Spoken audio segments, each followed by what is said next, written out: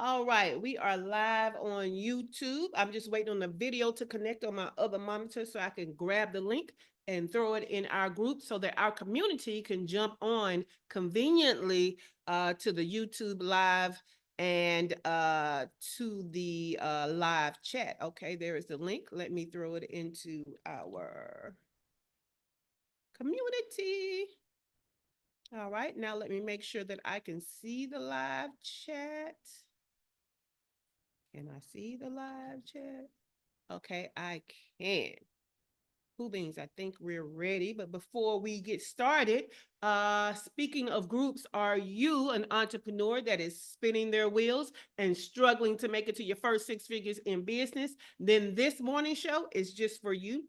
But if you want to be in studio for this show and have the opportunity to take advantage of the hot seat to get your individual obstacles addressed, just like Keith and Dr. Tachi and Cheryl and Dr. LaFera and Dewana and Shawana is in studio this morning, then you need to be an active member of our group, because this is just one of the ways that you can take advantage of the value given by the group.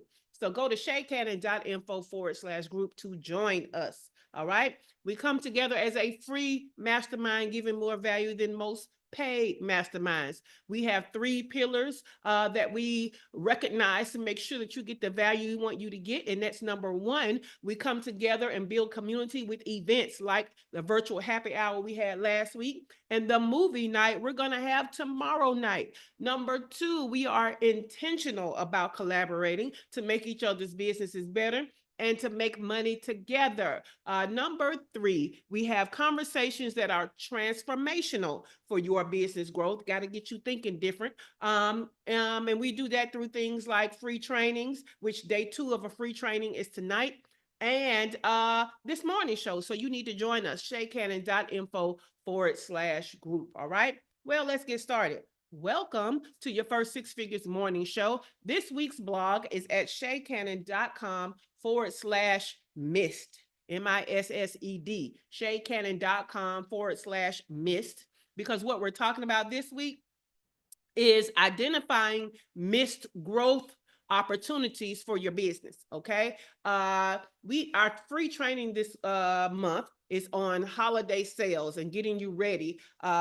It's last minute, but we're just trying to make sure you're ready because it starts next Friday, right? As Black Friday. But we're getting you ready, but I want you to look at your entire business and see where are there missed opportunities for business growth and more revenue, so we can try to plug these holes and close these gaps before the end of 2024. All right.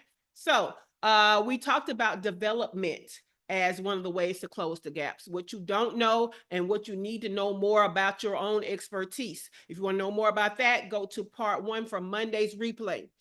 Then we talked about the tech automations you need in your business. It was a long list, y'all, when we really got into it. So if you want to know more about that, then you need to go to yesterday's replay. That was part two, automation.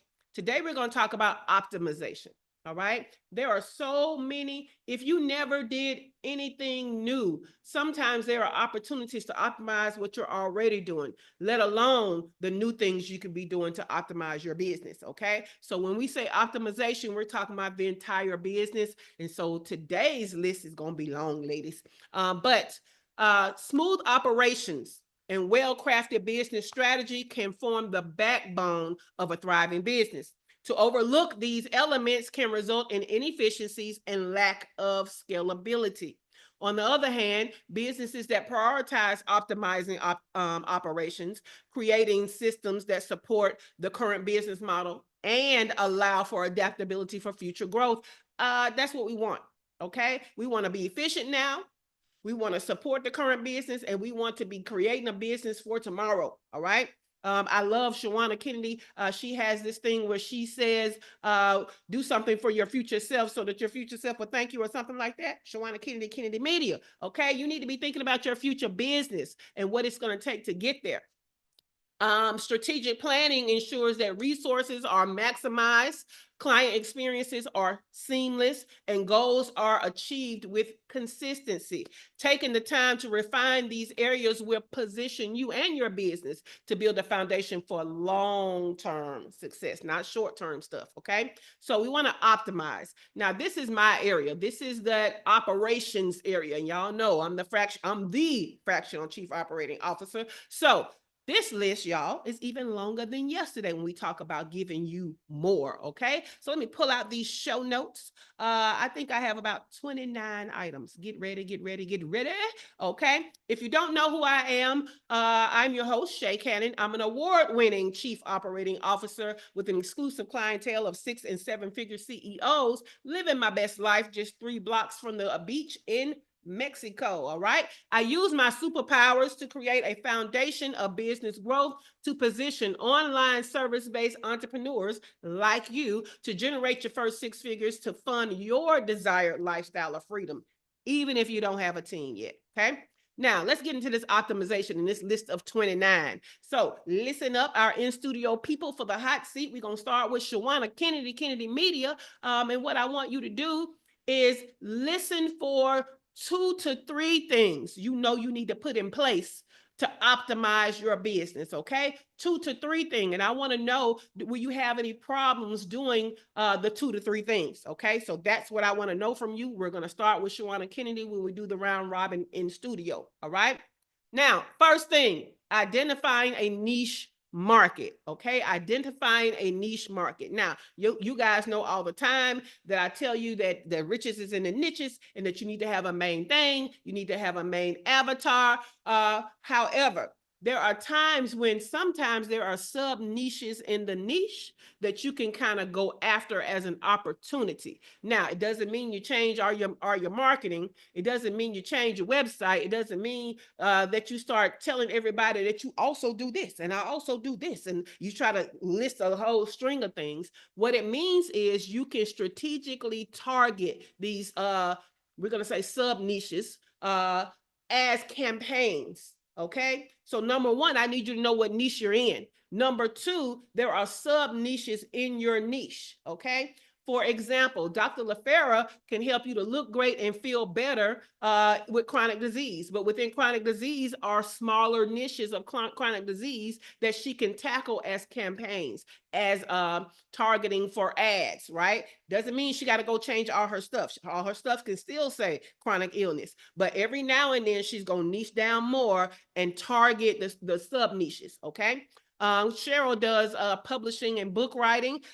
She does fiction, nonfiction, whatever you got. But every now and then she can pull these sub niches within fiction and these sub niches within nonfiction. So she could be like, hey, business experts. She could say, hey, medical experts, self-help people. She can go over to fiction and she can say, hey, thriller, science fiction, romance, history. I mean, every niche has sub niches, okay? So if you need to know what your sub niche is, make sure you write that down as a question. All right. Number 2, regular competitive analysis.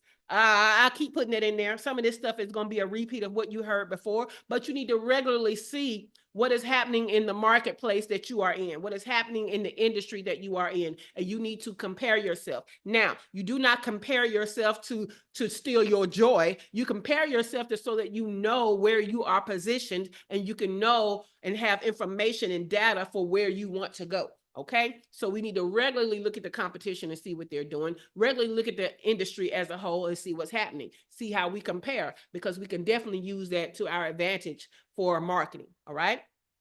Diversifying your revenue streams is an opportunity.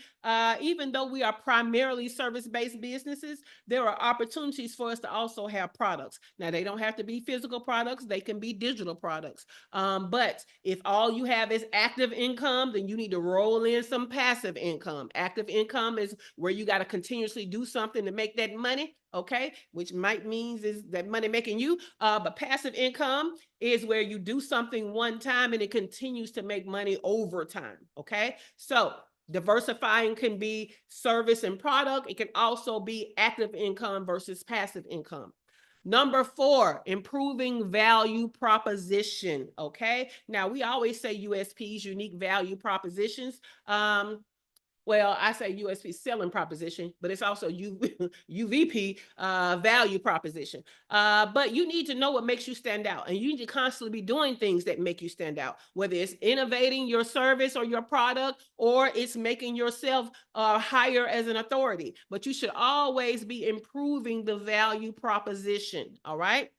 Building a strong brand identity, okay? Brand identity. Now, I always say you need two. You need a personal brand that's going to drive the company brand. That's my thing, right? You being an expert, and you getting all the spotlight, and then you drive that spotlight and shine it on the business, as well as the business over here doing things to be a brand.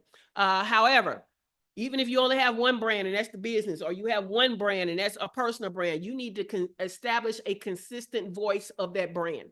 Okay.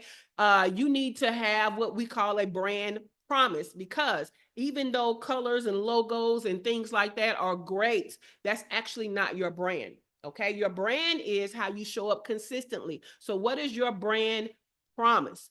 How do you show up consistently that people can depend on? That's really what your brand is. And we want a strong dependability for our brand. All right. So we want a consistent voice, and we also want to be omni-channel. Okay. We want to be on more than one channel. Now, that doesn't mean that you have to have more than one channel. That's your main channel. That means you have a main channel, and you're also repurposing content on other channels. Okay. Next thing, number 6, building a referral or affiliate program. We have existing clients that can help get us other clients. We have other people who aren't clients, but they may be fans or super fans, who can help us get other clients. We need to double down on this. Okay. Create your referral and affiliate programs with incentives and commissions.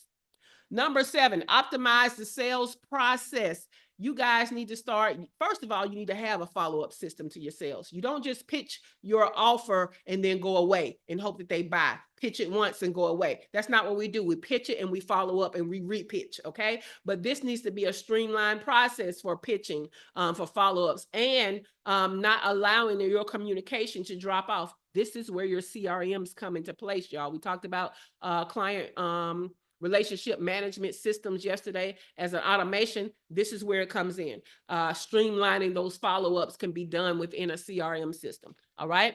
Revisiting pricing strategies. Make sure that your prices are priced for profit. Make sure that you know where your price is as compared to the competitors. That does not mean that you need to be lower than them. You just need to know where it is and be able to justify it in your marketing message and in the value proposition that you give. You need to know about your pricing strategy as far as what your regular price is going to be, what the value of that is, also what your promo price is going to be, and what your lowest discounted price is going to be. And all of those prices should have a profit margin. Okay. So revisit your pricing strategy. Some of you guys can't have an affiliate program for some of your offers because your offers are priced too low, and nobody's going to sell your stuff for a $10 commission. Not nobody. Maybe your child, and they don't know the right audience. So that's a no. Okay. So we need to revisiting our pricing strategies.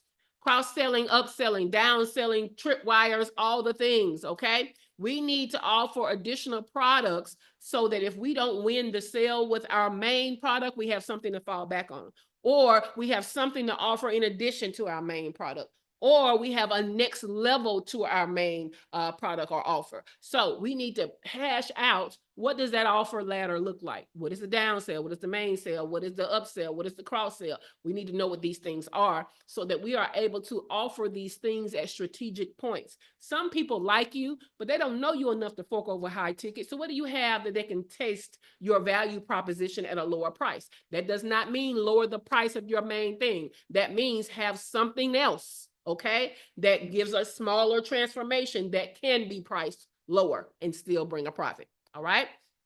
Number 10, creating low-cost entry offers. I just kind of went into that, so we're going to skip over that.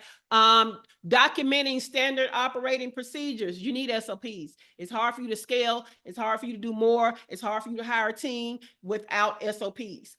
So Let's do some standard operating procedures. I think that's self-explanatory. Streamlining client onboarding. First of all, you need to have an onboarding system. It needs to be automated, but we need to take out unnecessary steps. We need to make sure that we're paying attention of what works in our onboarding process and what doesn't work. Some of y'all have these questionnaires that you need, and you need that information, and I get it. But if that questionnaire is more than 10 questions, okay, and 10 questions is pushing it, then that needs to be an interview. Them folks is not going to fill out that form, okay? They're not going to do it, especially if they're a higher ticket client. They like, why am I doing all the work? You should be doing it. So it's not going to work to have as part of your onboarding process to have this questionnaire that you're waiting on them to fill out. They're not going to fill it out. They're going to show up to the first meeting and not have it filled out. And guess what you're going to have to do? Help them fill it out anyway. So let's put another little meeting in there that doesn't even have to be you. It could be a VA. It's just somebody that's helping them fill out this questionnaire before they get to you as the person that's going to service them based on the questionnaire. Okay. So we need a streamlined client onboarding system. It needs to be automated, but we need to make sure that it works, because the best system is one that works. All right. Number 13, automating administrative tasks. We need to reduce our manual efforts around here, especially with things that are repetitive. So we need to automate administrative tasks. Can't say that enough. That's why it's appearing again on this list. Creating a service delivery timeline.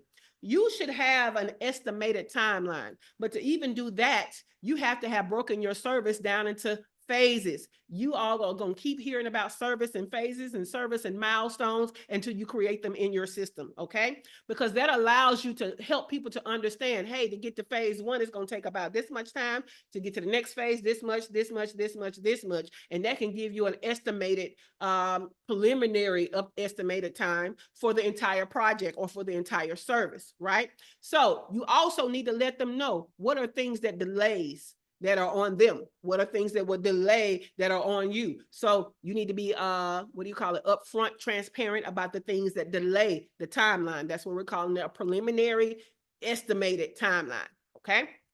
Number 14. No, that was 14. Number 15, outsourcing non-core tasks. This could be, we talked about automating using tech for bookkeeping, but everybody don't want to use tech for their bookkeeping. So you can outsource your bookkeeping. You can outsource your design work. Shout out to Keith Montgomery that is in studio right now as a graphic designer.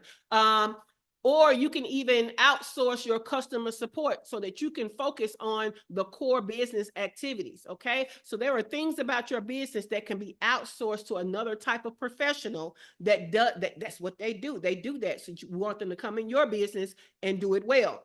So outsourcing non-core tasks. 16, proactively managing client expectations, okay? If you are always in the fray of talking with your clients and getting feedback from your clients, sometimes what can happen is you can see where things are headed, and before they go there, you can already proactively manage what's going to happen there, okay? I manage client expectations, not just in the process of servicing, but also with communications with me, right? Don't come on social media inboxing me. Most likely I'm not going to see it. I'm not on social media to talk to you in my inbox. I have communication set up for that kind of stuff. And so you need to use those communication protocols. If you put it somewhere that's not in a protocol, I am not responsible for not seeing that or not seeing it timely, right? So that can be managing expectation. I have a business hours, and I have days off, and I have days that I'm working, but I'm not talking to client. So let me go ahead and help you to craft your expectation that after 4 o'clock, you're not talking to me. You're not talking to me on Friday, Saturday, and Sunday. So let me set the expectation that if you missed your scheduled session, you might not get another session in that week because it's subject to availability. So manage client expectations, but also you can do it in good ways. So it's not just boundaries. Sometimes it's, they're not expecting but this, and you give them this, right? So you promise less and you deliver more so that you're blowing out their expectations in a good way. So that could go boundaries. It could go giving more. All right.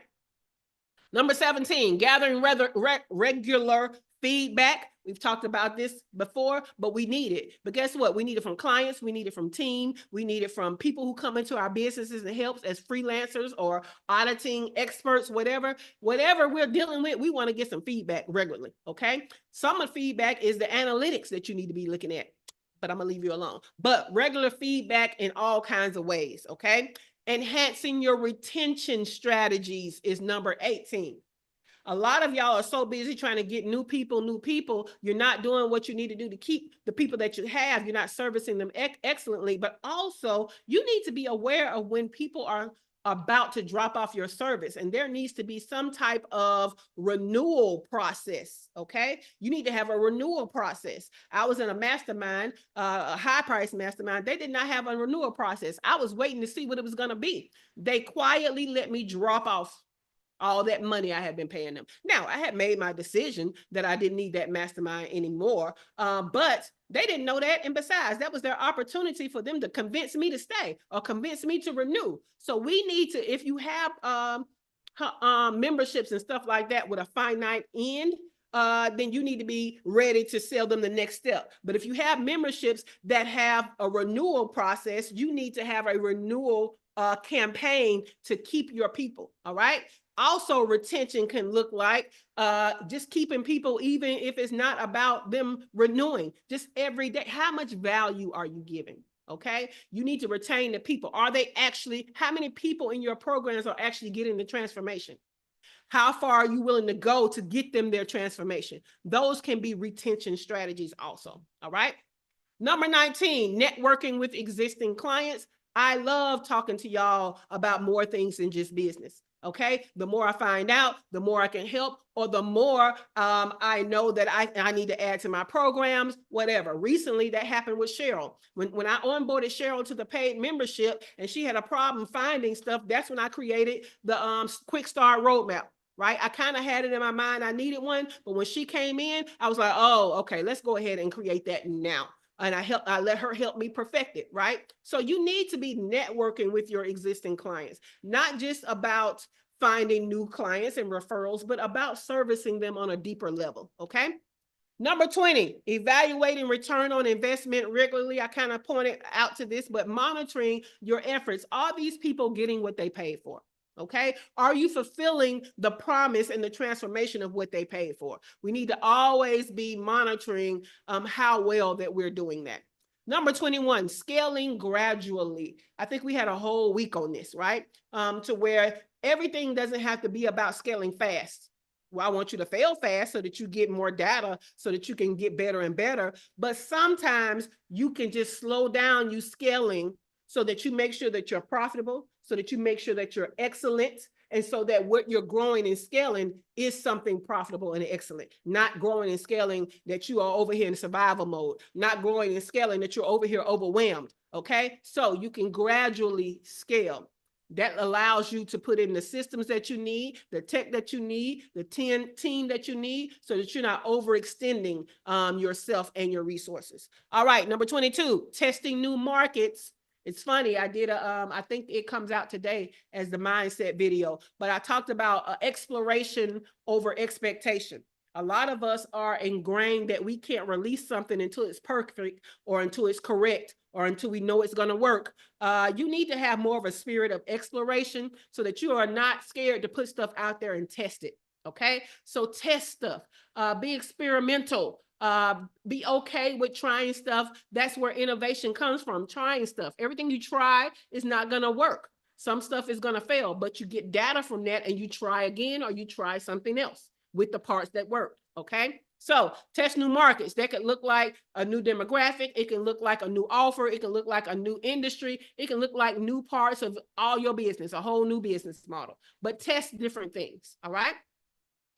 Number 23, create a 90-day growth plan. If you're not in the paid membership, that's probably hard for you. You might need to get in the paid membership because that's what we do. That's why it's called quarterly CEO productivity. However, you guys need to be breaking down your long-term goals, like your yearly goals. We're coming up on annual planning, but you need to be able to break that down into quarters and break the quarters down into months and break the months down into weeks and break those weeks down into days so that you are achieving these goals and you have an execution plan to get there. Okay. Number 24, creating joint ventures, partnering. That's what y'all need to be doing out here, partnering. The best way to extend your reach is to partner with somebody else who has a whole new audience. Let's partner, okay? Partner, partner, partner. Number 25, collaborating with freelancers.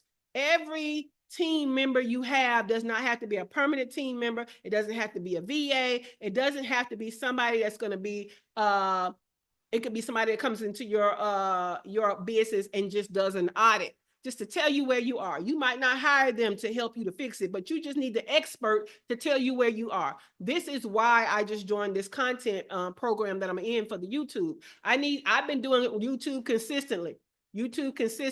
I have over 700 videos on my YouTube channel. However, it's not growing as fast as I would like it to grow. So I joined this membership because I want them to give me an audit of where I am, give me a plan for where they think what I need to do to get to where I'm trying to go. Okay. So every now and then you can collaborate with freelancers that are experts in certain things to get you started or get you on the path to where you want to go. All right. 26, establishing community alliances. First of all, you need to have your own community. Second of all, you need to have alliances with people who have communities with your people inside of them. Third of all, you need to be looking at different places that maybe you're not. If everything you do is online, because y'all know I service online service-based entrepreneurs, but sometimes you got to come offline. One thing I love about Dania Eaton is she has a very local, hyper-focused business. She has an office where people come in and meet her in person. She goes out to businesses. Is there a local aspect to what you do? You can start looking at that. Are there local support associations and groups and support systems for you? This is how you do your networking in person and not just online, okay? So let's start establishing community alliances online and offline. Number 27, manage your debt strategically.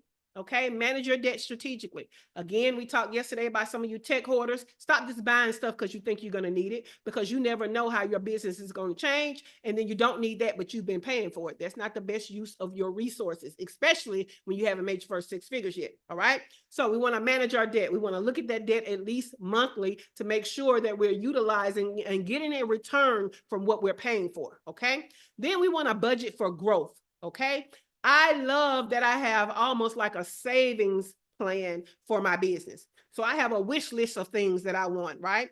Sometimes I don't jump into the big version of the text. Sometimes I might be in the free version. Sometimes I might be in the cheaper version, but I always have a wish list for the big version. And then when my business is ready, I am able to hop up to that big version. But one of the things that you have to do is have a budget for growth.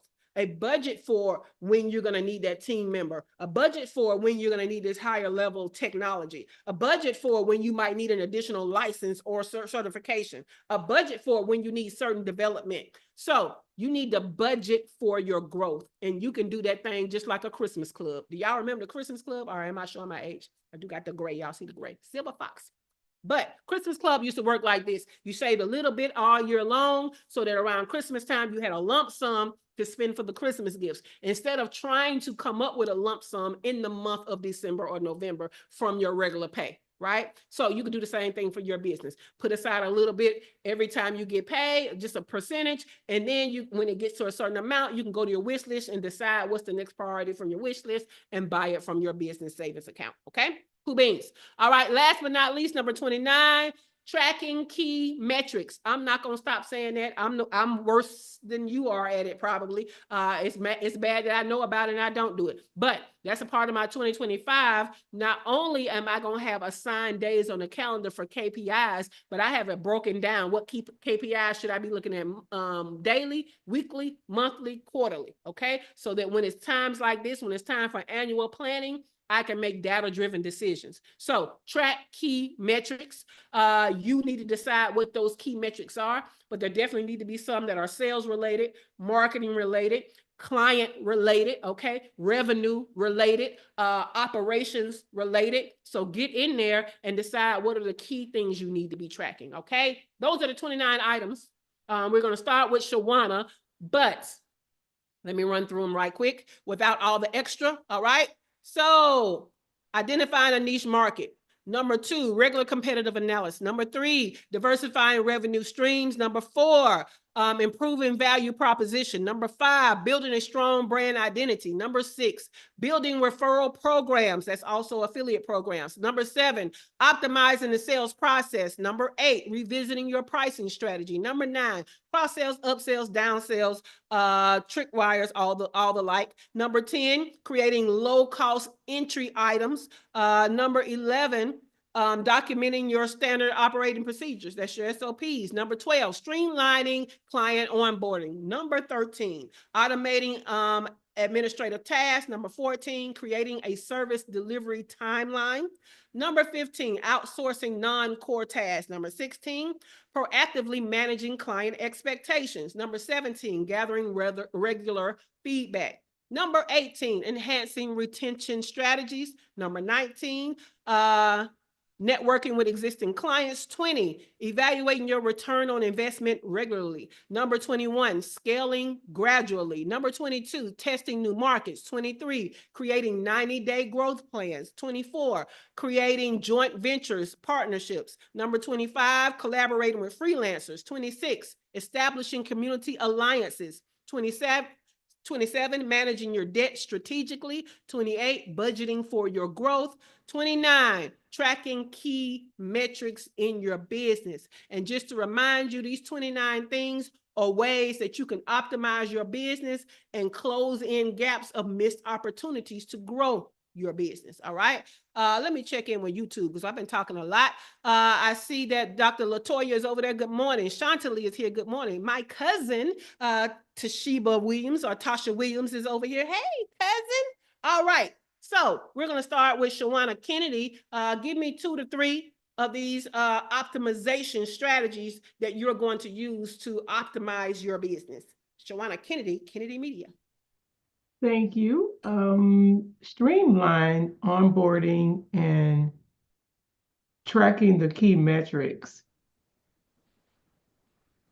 Yeah, tracking the metrics better.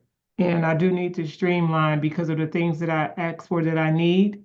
I already know part of my thing that I'm going to fix is the systems part. And that once the certain things, system and automation is done, that'll tighten that stuff up. Love it. I love it. I will say this for the people who don't value tightening up and streamlining your onboarding. Let me tell you 2 things. Number 1, you give your clients that probably already was iffy about buying the service, you give them time to have buyer's remorse when you don't have a tight onboarding system and it's not streamlined. You also, that lets me know that your process of serving your clients is slow. So you're probably servicing fewer clients than you could if you actually had a streamlined system to onboarding. Okay, so those are 2 things to think about. Thank you. One thing I do have to say though, with the services that I provide, it's more so to save me work on my back end because everything with me is video. So of course, through the video, I'm able to capture certain data, but it could tighten up my back end work to save me more time. But yeah, no, I'm definitely going to get. It also helps you to service them more excellently, though. This is true. This is true. That's why those are the top things for me. You are correct, madam. Yes. Love it. Love it. All right, let's go to Dr. Tachi. Dr. Tachi, what are 2 or 3 of these strategies for optimizing your business will you be putting in place? Okay. Treasure trove and cornucopia of stuff. So I'm looking at automated onboarding process. Also, outsourcing non-core tasks and identifying sub niches. I love that. Let me see. Close. What was it? All right. So let me ask you this, Dr. Tachi. When I started talking about sub niches and I started giving ideas or whatever, what made you feel like that would be valuable for you? Well, because I really need to identify some sub niches. Because there's so many different things, it feels like, that I'm not quite sure. Gotcha. I will say that for you, you have your different content categories, right? Yes. So that actually provides you with some sub niches. Like there's entertainment, and then under entertainment, there's a type of entertainment. There could be educational. Under educational, there's a type of education. So you got niches and sub niches just by way of the different types of creators that you have. And so what you can start to do is market to clusters of creators based on how close together, how close their topics are. Like you have a whole business section that you can market to entrepreneurs as a sub niche. You have some mindset stuff going on in there, some self-help stuff in there that you can market by itself. You can also start to market creators based on the analytics of viewers. These are our top shows. You can market like that. So you already have some built-in sub niches that you can kind of segment and market to. So start thinking along those lines too, as well as being innovative. But it also helps you, Dr. Tachi, to understand what creators should you be courting when you want to, or inviting to the network when you want to expand. Because we don't want to override one category. We got enough creators in there. We want to know what categories don't have a lot of creators, and what categories are we not currently servicing that we could. So was it helpful at all? Yes, because again, sometimes you have the answer to the means to go home all along, Dorothy. I just didn't recognize that those things that were already there. I'm thinking like something new. So okay, yes. Both, and as they Both say, and. Okay. in economics. So yes. So did y'all know that the opposite of either or is both and? It is economics. Anyway, so Dewana, let's go to you. What are 2 or 3 of these strategies that you will put in place to optimize your business and close gaps for more growth? Good morning. So as I'm going through this transitional process, I need to build a strong brand identity, and I need to identify the niche market within that identity, and I need to diversify revenue streams.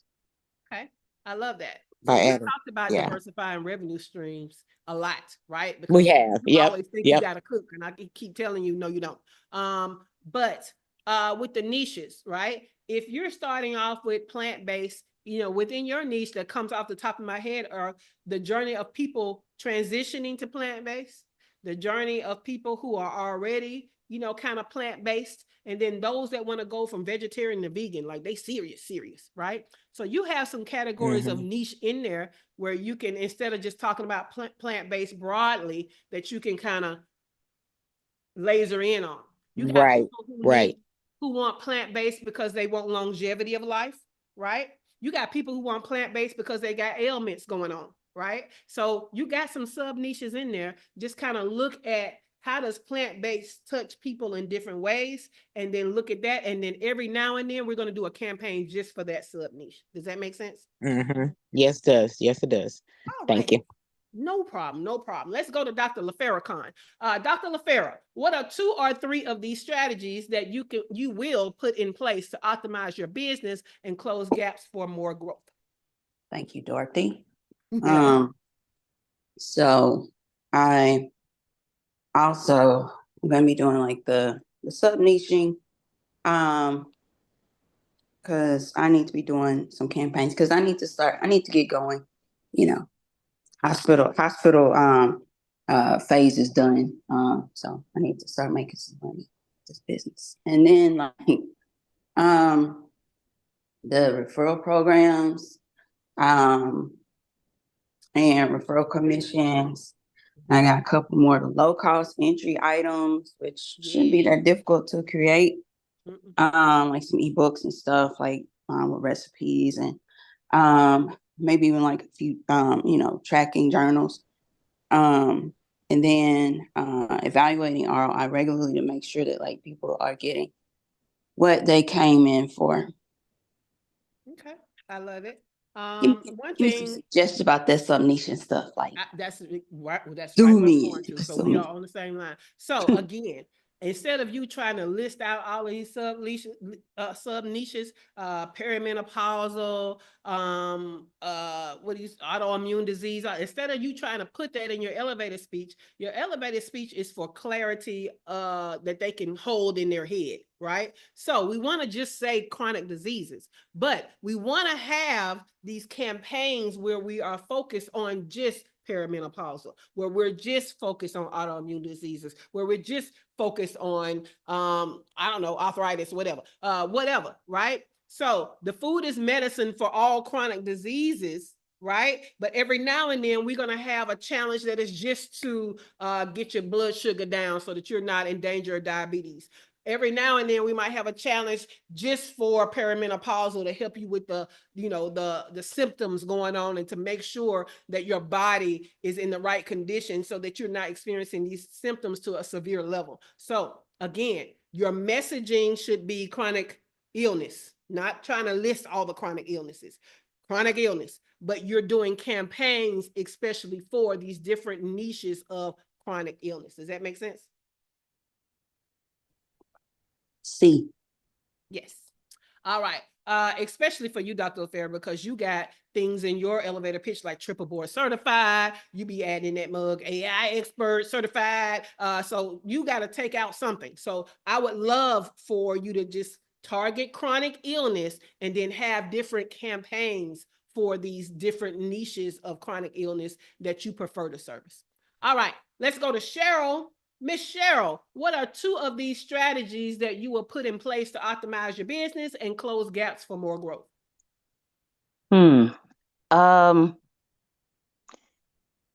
Probably, I keep thinking about this, probably streamlining the onboarding process, automating administrative tasks, and reestablishing community alliances. That worked really, really well for me on Clubhouse and Facebook. And so that's what I'm building and starting back the Facebook group and the Clubhouse regular, I don't even know what to call it, posts. Speaking, that kind of thing. Content. As a matter of fact, in the last few weeks, I've had quite a few people ask me, when do you open up your Facebook group, or when are you coming back on Clubhouse, that kind of thing. And so the demand is there. And I also look because we can see on Clubhouse, since they rearranged how you get your friends, you can see that people just add you. They're adding you. And I mean, it's been steady. And so I go and look at the profiles, and, it's relative. It's not just, Bobo the clown trying to sign up and see what's going on. So those are mine. Well, that's a testament to your bio for sure. You have the right keywords and clarity in your bio so that people know you're the person they need to connect with without even talking to you. And see, Dr. LaFera, this is why we can't be putting all this stuff in our elevator pitches and in our bios and in our introductions. We just need to be clear enough to attract the right people, but it can't be, too complicated. So I Wait a love minute. that. Dr. LaFera, did you add back in all that stuff? She switch it up. She be over there acting like she don't Cheryl, let me know, Cheryl. I did not. I don't know what Shay is talking about. All right. I mean, that was what I did like earlier this year. Shay needs to catch up. All righty. Thank you for asking. Well, congratulations, Dr. LaFera. All right, Cheryl. So yes, I love all of those. All right, YouTube, y'all are quiet over here. Y'all haven't answered the hot seat question of the day. You still have a little time to answer that, so go ahead and do that. Keith is in studio, and he said he is definitely going to be testing new markets, AKA testing the waters. I love that, Keith. I love that. Does anybody have any questions? We're talking about identifying missed opportunities for growth in your business.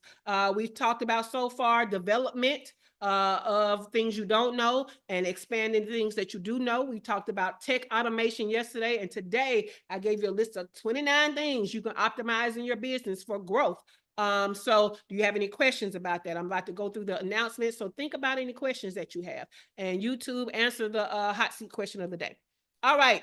29 items, 29 strategies. You definitely need the show notes this week. There's only 2 ways to get them. Number 1, be in our group. And they live in the file section of the free mastermind group. Go to shaycannon.info/group. That's one way to get them in the file section. Number 2, you can sign up to get the entire morning show in your inbox. You'll get an email in the morning reminding you to hop on the live YouTube. You'll get an email in the afternoon with 2 links, one to the replay, one to the show notes. Okay. You can go to shaycannon.com/show, sign up for that. All right. Tonight is day 2 of the Holiday 911 Business Clinic. This is our free training for the month, but this is day 2. If you missed day 1, there is no free replay. The replay is a part of the success kit that includes replays and tools for execution.